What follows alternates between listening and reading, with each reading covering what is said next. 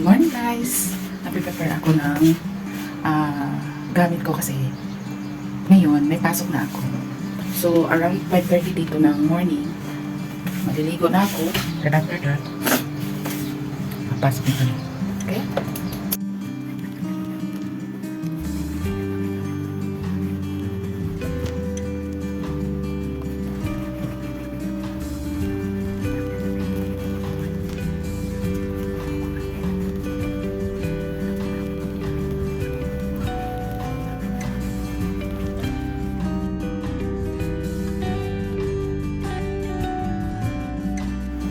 Tandaan lang tayo guys kasi may natutulog. Kita nyo may hose pa. O diba? Papuntang toilet yan. Kasi paga nagising isa, magdidilig daw. Ayan. Tingnan nyo.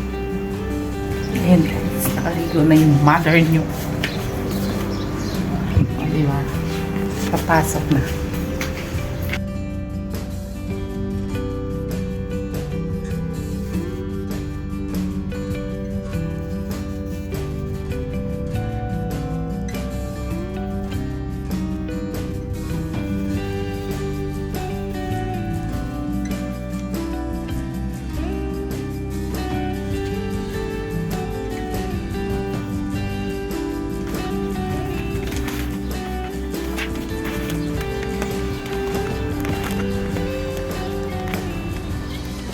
Morning, Nex! Lagay ko muna yung gamit ko dito. Yung mga sira yung ating salamin. Hindi pa ako nakabili. Natamad pumunta ng ako. Dito muna ako papasok. Ayan guys, lalabas na tayo ng gate. Maglalakad na kami papunta doon sa aming inaabangan. Ayan guys, diba?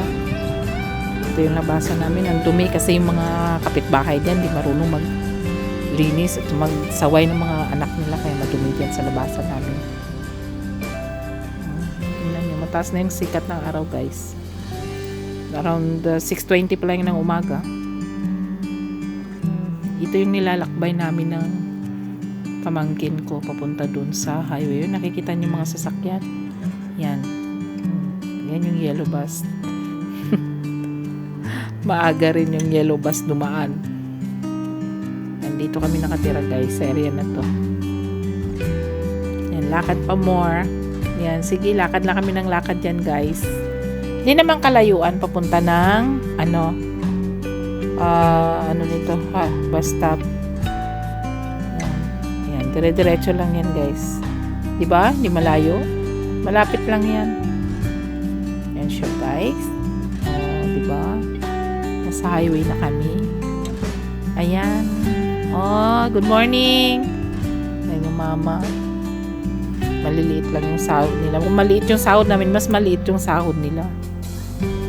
Diba guys? Ayan. Tapos ako naman, nakikipag dito, tsikahan. Tingnan nyo guys, mamaya-maya Yan yung mga tao na mga nakakulay green. Sila, nagtatanggal ng mga damo.